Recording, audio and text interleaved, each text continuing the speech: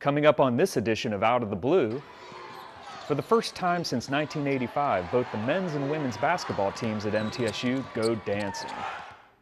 Tennessee House Speaker Beth Harwell is honored for her distinguished service to the state during a visit to the MTSU Honors College. The new leader of MTSU's commercial songwriting concentration, a hit songwriter himself, discusses the changing landscape for writers in Nashville and even plays a song for us. We'll also catch up with MTSU's new director of the Recording Industry Program, who recently departed a major record label on Music Row and is back at her alma mater with big plans for the program. Finally, MTSU was recently named a top producer of International Fulbright Scholars and was the only university in Tennessee to receive that designation. We hear from one of the recipients of the award, whose incredible life journey makes that recognition even more special. All ahead on this month's edition of Out of the Blue.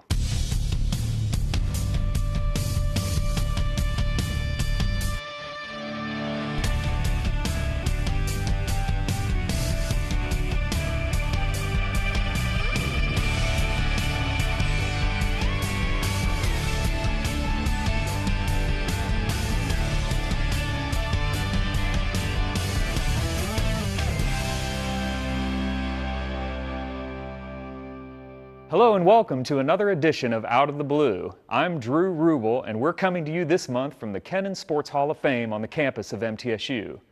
Our regular producer and host Mike Browning is on assignment this month, but he'll be back in May with a special edition of the program. Last month, both the men's and women's basketball teams at MTSU were invited to play in their respective NCAA college basketball tournaments. Following its 28-6 regular season record and regular season Sun Belt Conference championship, the men's team made its first appearance in the NCAA tourney in 24 years. Here's a clip of head coach Kermit Davis reacting to the news that his team had been selected to go to the big dance.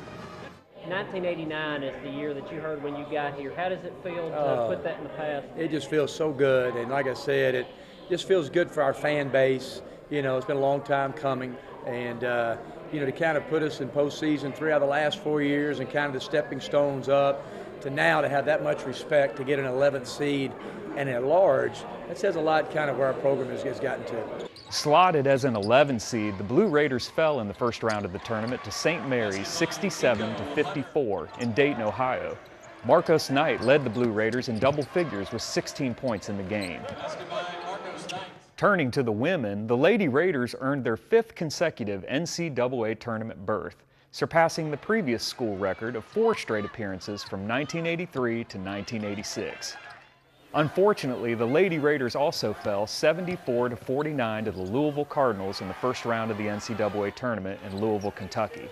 Senior guard Courtney Jones finished with a team-high 14 points and 3 assists. Her 2 3-pointers made her the all-time leader in trays at MTSU with 259, surpassing Brandy Brown. Starting this summer, MTSU's basketball teams, along with the other 15 MTSU sports programs, will become proud members of Conference USA for intercollegiate athletics. Teams and athletes from the established, nationally recognized FBS Conference have made nearly 700 NCAA championship appearances since the league's inception in 1995.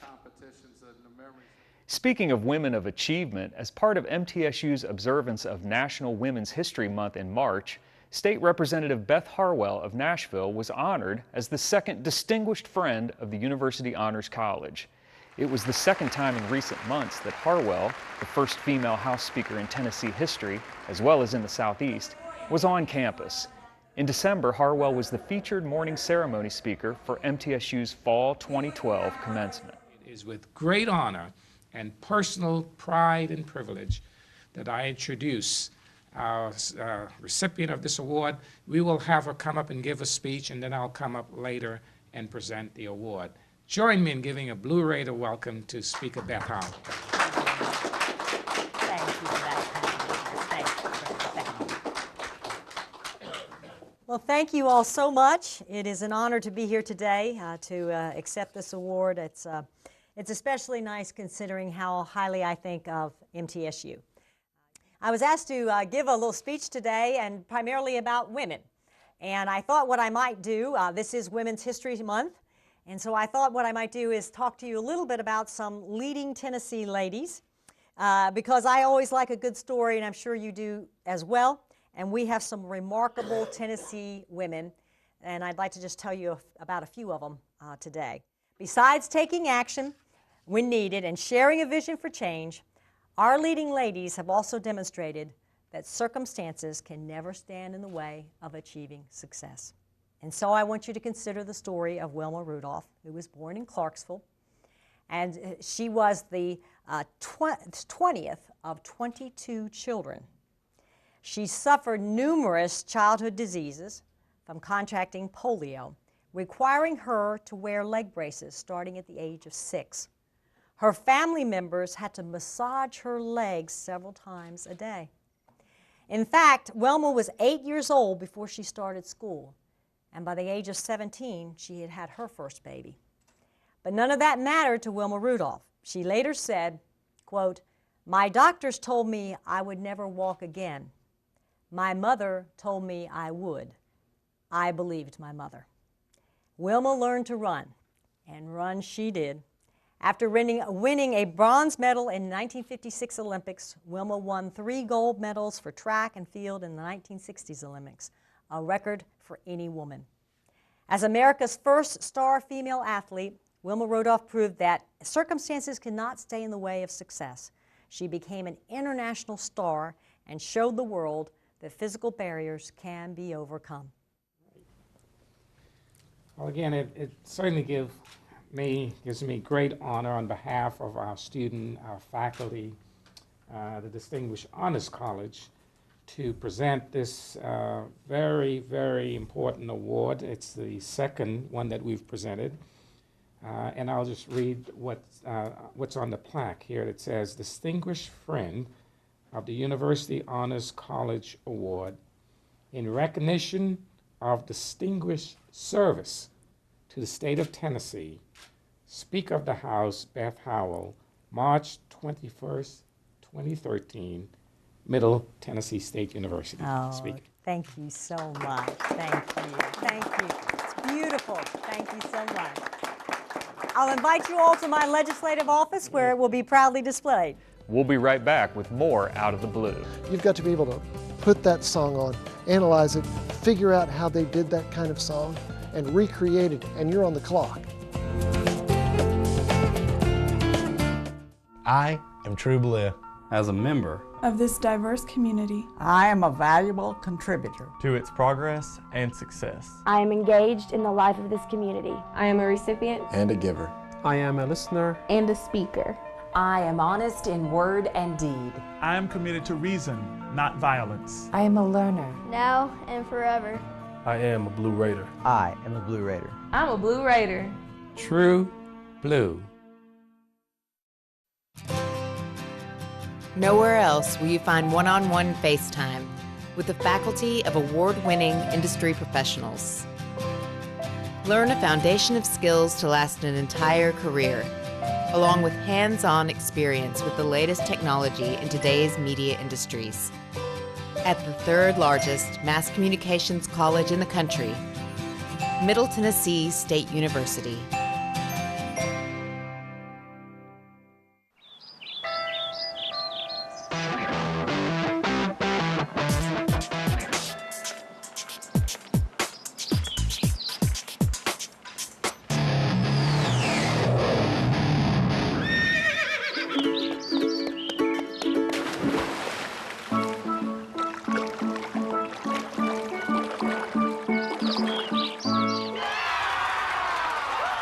MTSU, it's different here. The world is changing every day, but the skills that matter will never change. The abilities to create, to think critically, to influence, and inspire. Alongside a premier faculty and award-winning peers, broaden your world at the College of Liberal Arts at Middle Tennessee State University.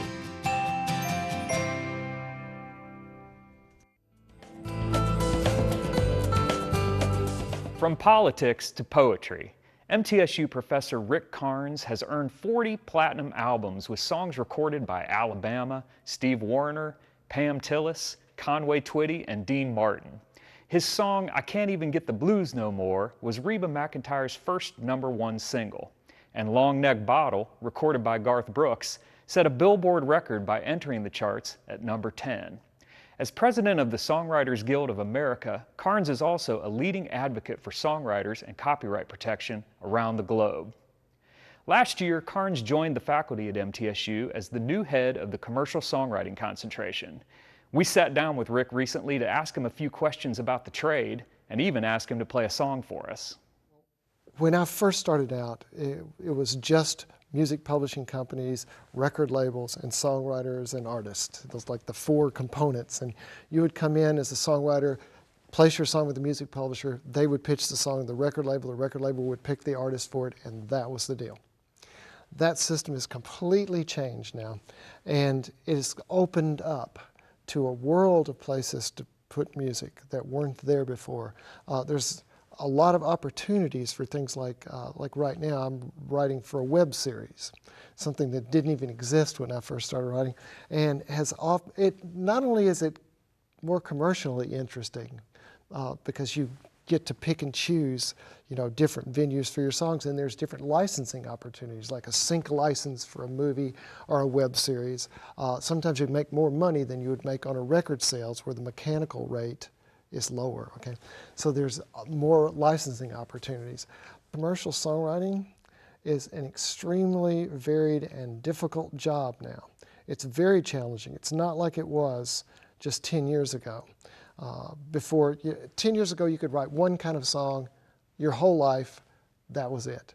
Now, you don't know what you're going to be writing. I mean, the phone will ring and it's some music supervisor from LA on the way to the airport in her car or a limo and says, look, we need a bossa nova song circa 1962 for a movie that's a rom-com starring Jennifer Lopez and God knows who, okay? And then they send you the script, you look at it, you've got to write something that you may not have ever even heard in your life, okay? You've got to be able to put that song on, analyze it, figure out how they did that kind of song, and recreate it, and you're on the clock. I mean, you've got to get that done and turn it around in a week and a half, or it's too late for you, and someone else is going to do it.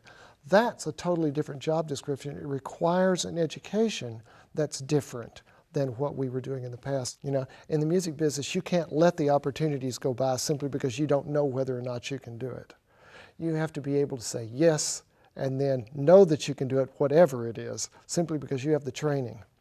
And they will leave here with the training to do that. So we bottomed in 2010. In 2011, we just bounced along the bottom. 2012, we came up, okay? Digital sales have surpassed analog sales again. And most importantly, cell phones are the future for music. People don't waste time illegally downloading anymore. They just pay a couple of bucks, get a subscription service, and it's all the music you can eat, okay? Well, if just everybody in the country that had a cell phone was paying $5 a month for music, we would be making more money than we've ever made before in the music business. So my long-term outlook is different than it was last year, simply because you just have to look at the numbers. And the numbers are tending upwards. That may mean that the students that are in school right now are looking at a disrupted business with new business opportunities and increasing revenues. That's kind of where I wish I'd been in 1978, because I walked into an old business that was completely locked down into a format, and I had to fit myself into that format. In this new business, you get to kind of invent your job description.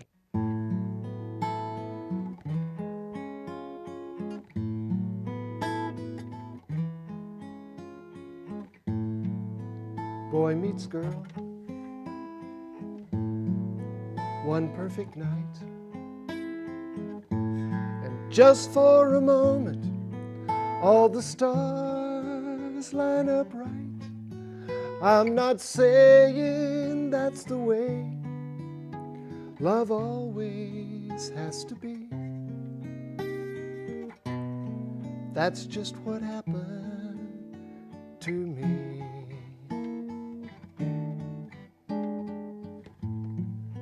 One little kiss, two people touch,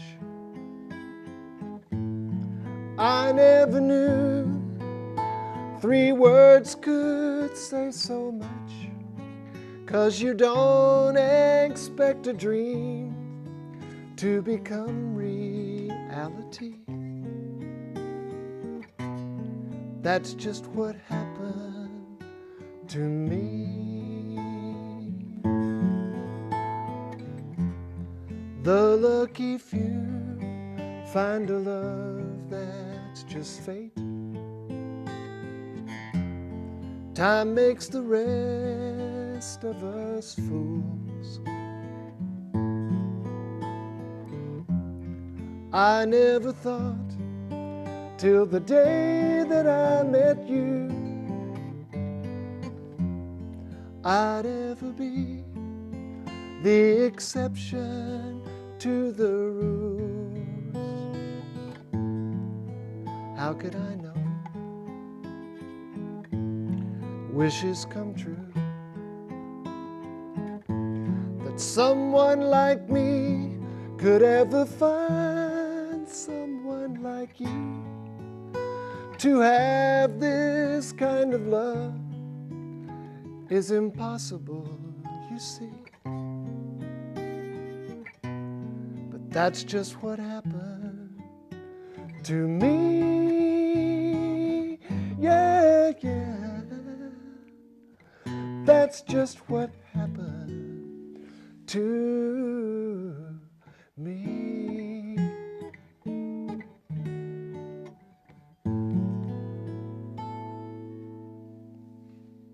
While we're on the topic of the music business and its connections at MTSU, Beverly Keel, an award-winning music journalist and former recording industry executive, was recently named the new chair of the Department of Recording Industry at MTSU. We caught up with Keel, an MTSU graduate, and asked her about her experiences in the music industry, as well as her plans for the future of the recording industry department at MTSU. As a graduate of MTSU, I found that the university prepared me to have a varied career. I worked as an entertainment journalist and interviewed people from Laura Bush and Billy Graham and Jimmy Carter and Walter Cronkite, and then also had a career as head of publicity at Universal Music Group, where I was in charge of the publicity for Scotty McCreery's first album, which set a record. He became the youngest man to have his debut album premiere at #1 on the Billboard 200 charts. And then something also very special to me was overseeing the label's publicity of the Lionel Richie album, which was his first #1 Billboard 200 in 20 years and went platinum. And so what a thrill it was to be able to work with Lionel Richie, whose music I listened to while at MTSU. So I'm really excited now to return to campus as chair of the recording industry department and pass along to today's students what I've learned in the last 20 years, and especially the last 2 years under this new music business model. Well, this is a great time for the recording industry department at MTSU. As I hope you know, it has been the nation's leading recording industry program, and we're poised now to take it to the next level. We have some amazing faculty. We have Grammy winners, book authors. We have professors who write the manuals for hardware and software. We have the leaders. So as we look forward, as the music industry is changing and more opportunities develop in new areas, we're eager to lead the way on that. You know, often I'm asked by students, why should I come to MTSU? There are other programs that have followed in our footsteps to try to emulate what we've done. Well, simply, we did it first and we do it best. We're big enough that we give you the opportunities that you need, whether they're in Nashville, Los Angeles, Miami, New York. But we're still small enough that you get the one-on-one experience with your professors. We care about our students as people first and want them to be happy. And this is, you know, the greatest major on this campus, I think. We've traditionally had the largest number of students from out of state come here. But yes, you get this great rock and roll degree, if you will, but you also get a basic college education with English and history and science and all the things to make you a well-rounded person. Of that response, patients are taken off of life support just within days after that initial event. And my research team and I believe that this is too premature. We started in 1911 with a clear mission to train Tennessee's best teachers. For the last 100 years, Middle Tennessee State University has carried out that mission and so much more. Nationally recognized as an affordable quality university, the #1 choice of undergraduates in Tennessee. As we celebrate our centennial, we look with pride at the past. We look forward to the future. Check out why we're Tennessee's best. MTSU first opened in 1911 as a school with the specific purpose of educating teachers. Over 100 years later, it is still a university built on excellent teaching, committed to training Tennessee's best educators. Education students get an entire year of student teaching experience, so when they graduate, they are ready to teach. The College of Education, Middle Tennessee State University.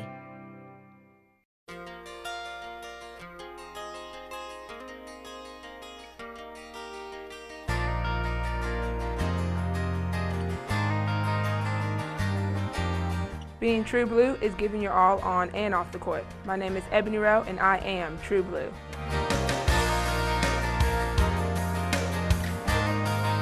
Being True Blue is embracing unique perspectives. My name is Iris Montez, and I am True Blue.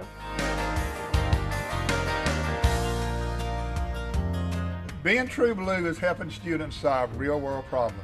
My name is Cliff Ricketts, and I am True Blue.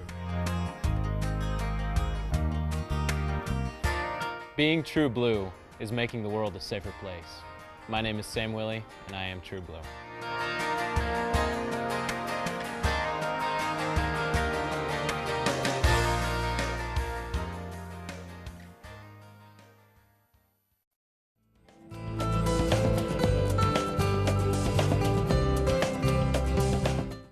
When MTSU was recently named by the highly respected publication, The Chronicle of Higher Education, as a top producer of Fulbright Scholars for 2012-2013, it joined the ranks of academic powerhouses like Duke, Stanford, and Princeton. Just 108 colleges nationally were recognized. MTSU was the only college or university in Tennessee included on the Chronicle's list. Sponsored by the U.S. Department of State, the Fulbright is one of the nation's most prestigious scholarships and its flagship international educational exchange program. MTSU students have received Fulbright funding to teach or research in a variety of fields, from philosophy to biology to international relations, in countries as diverse as Portugal and Russia. While each winner has a remarkable success story, perhaps none is more extraordinary than that of a young woman who enrolled at MTSU having been deprived of the most basic education and who graduated a Fulbright Scholar. Meet graduate Caitlin Howe. Before I came to MTSU, I actually had a pretty severe lack of education resulting from some difficult circumstances that I grew up in. I was actually only able to complete the first grade. Nonetheless, I got my GED and I began college at MTSU at 18 years old. It was at college here at MTSU that I met some pretty incredible professors who challenged me and inspired me to become a lover of knowledge and of learning. As I said, I graduated in 2010. I graduated with a Bachelor of Science in Biology and a Bachelor of Arts in German Foreign Language and Literatures. And also that year, I was awarded a Fulbright Scholarship to Germany to conduct research in medical sciences. So I moved to Germany and conducted the most of my work in Munich at the Ludwig Maximilian University and also in a local village called Burgau at Therapiezentrum Burgau, a neurorehabilitation clinic in this small village in Bavaria. My study mostly considered patients who had a disorder of consciousness, such as being in a coma, a vegetative state, or minimally conscious state. Most of my patients had received CPR when their heart or lungs had stopped functioning properly, and during this period they had not gotten enough oxygen to their brain and had then damage that resulted from this hypoxia. I also looked at patients, though, who had a decreased state of consciousness due to traumatic brain injury or a subarachnoid hemorrhage. So really, we were looking at these patients who were not fully conscious and not functional, and trying to consider what is it that affects these patients that causes them to have improvements or to not have improvements. We wanted to track their prognosis and follow indicators of a positive outcome. And there was a very important reason for my research, and that is that all around the world today, patients who, for example, receive CPR and don't immediately wake up afterwards, remain in, let's say, a vegetative state or a coma for a period of days to weeks. And within those first initial days, a test is conducted that stimulates a peripheral nerve and looks for a response in the brain. In the absence of that response, patients are taken off of life support just within days after that initial event. And my research team and I believe that this is too premature, that these patients need to be given at least a chance to see if they will benefit from intensive neurorehabilitation therapies and other medical care. So our research was going to examine this and see if these patients who came to the Neurorehabilitation Center with a disorder of consciousness were able to improve. The results of my study showed that these patients were indeed able to improve, also in spite of this negative test result that seemed to indicate that patients never could.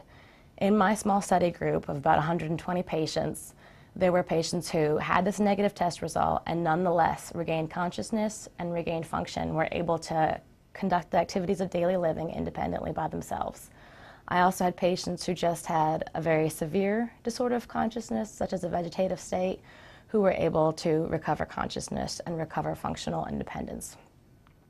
So it was very exciting results, and I was able, after my Fulbright period, to travel back to Europe and go to Portugal and present my results at an International Epidemiology Association conference that took place there. Living abroad was definitely a challenge, but it was also a lot of fun. There were many times that I just had to learn to laugh at myself. Although I have a degree in the language, I felt at times that I spoke at the ability of a toddler and made many mistakes, and really just learned to enjoy even the enjoyment of other people, as we could just laugh together about miscommunications and then learn to grow from them and learn to understand each other better even through this. I gained so much from this experience. There are relationships that I will cherish for the rest of my life, cultural experiences that I got to take part in, visiting the famous Oktoberfest, spending the night before our American Thanksgiving Day, cooking Thanksgiving for 3 families, making that over 20 people, was quite the adventure, but really quite a really exciting time to get to share something that's very important in American culture and American traditions with my German friends. Howell was recently accepted into both Stanford and Harvard medical schools, the 2 top medical schools in America according to a recent U.S. News & World Report ranking. What an incredible story. For more information on MTSU News, be sure to go to mtsunews.com. Or to read feature stories on MTSU, visit mtsumagazine.com or download the MTSU Magazine app on iTunes. That's it for this edition of Out of the Blue. Till next time, stay true blue.